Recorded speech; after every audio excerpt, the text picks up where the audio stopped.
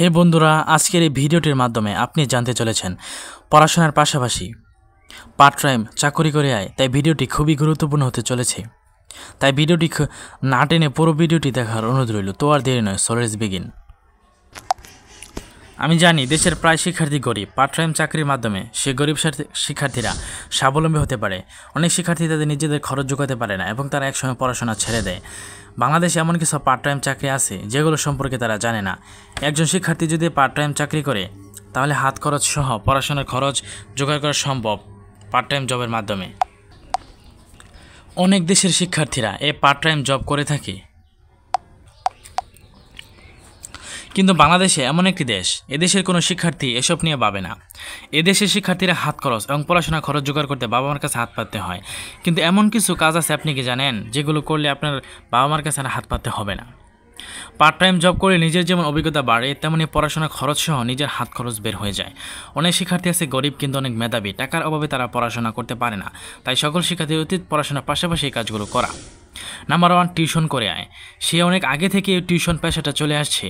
বিশেষ করে শিক্ষার্থীরা এই টিউশনি পেশা নিয়ে থাকে। টিউশনি পেশাটা নিয়ে থাকে সম্মানের সাথে। শিক্ষার্থীরা ছাড়া অনেক লোক এই টিউশন পেশাটাকে ক্যারিয়ার হিসেবে বেছে নিয়েছে। টিউশন আসলে অনেক সম্মানের পেশা। গ্রাম অঞ্চল ছাড়া শহরেও ব্যাপক পরিমাণ প্রচলিত এই পেশা। অনেক শিক্ষার্থী আছে, তারা পড়াশোনার পাশাপাশি টিউশন করলে হাত খরচ বের হয় এবং অনেক উপকৃত হবে। তাই যে সকল শিক্ষার্থী পড়াশোনার পাশাপাশি কিছু করতে চান তারা টিউশন করতে পারেন। নাম্বার 2, ডেলিভারির মাধ্যমে টাকা উপার্জন।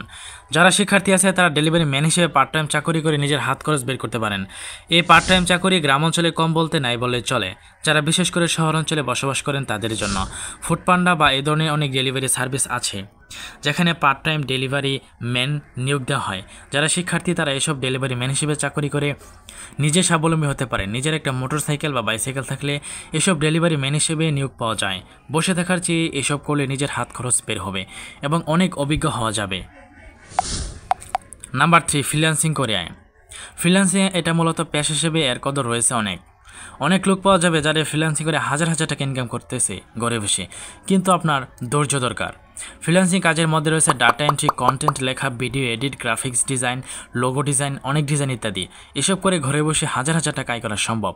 কিছু কোর্স ও ট্রেনিং করতে হবে আপনাকে। তাই যারা শিক্ষার্থী আছেন তারা পড়াশোনার পাশাপাশি নির্দিষ্ট ফ্রিল্যান্সিং কোর্সের ট্রেনিং নিয়ে ভালো পরিমাণ টাকা ইনকাম করতে পারেন।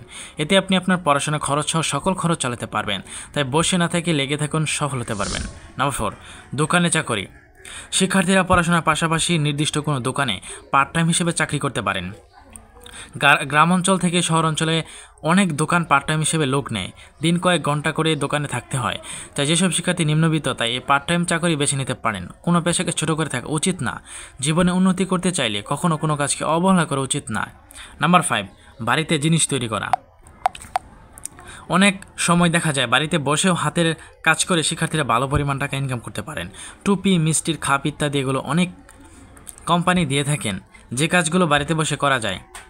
এছাড়া বিভিন্ন কাজ বাড়িতে বসে করা যায় যার বিনিময়ে ভালো পরিমাণ টাকা কিন্তু ইনকাম করা যায়।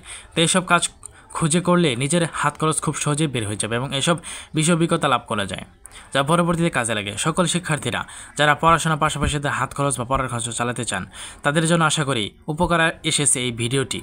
পড়াশোনার পাশাপাশি নিজে স্বাবলম্বী হলে মা বাবার কাছে টাকার জন্য হাত পাততে হবে না। ভিডিওটাতে যদি আপনারা একটু হলে উপকৃত হন তাহলে অবশ্যই চ্যানেলটা সাবস্ক্রাইব করে সঙ্গে থাকবেন। বন্ধুদের মাঝে শেয়ার করে দেবেন যাতে তারাও এই সম্পর্কে জানতে পারে। এই ধরনের ইনফরমেটিভ এবং গুরুত্বপূর্ণ ইন্টারেস্টিং ভিডিও পেতে অবশ্যই চ্যানেলটা সাবস্ক্রাইব করে সঙ্গে থাকুন। তো আজকে এ পর্যন্তই। খুব শীঘ্রই দেখা হবে নতুন কোনো ভিডিও নিয়ে।